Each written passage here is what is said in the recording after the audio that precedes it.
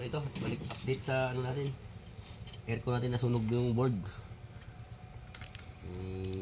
Salpak na natin kung anong mayroon pang problema. Ganahin natin.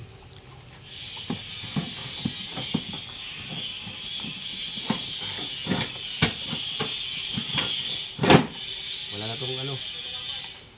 Walang intro. Mali pa na pasipan.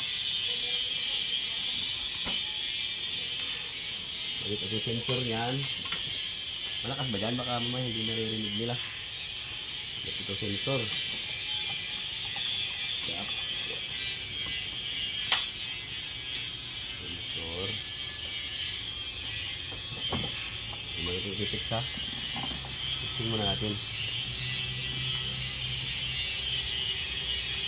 Ano ba yung video? Ayan guys. Ito. Okay. Fixing natin.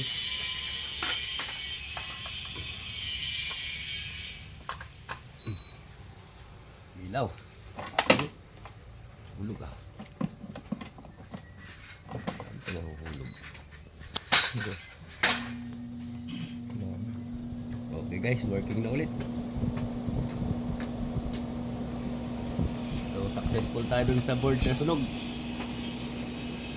Mga ender resistor lang yung ano, tapos yung mga linya na putol.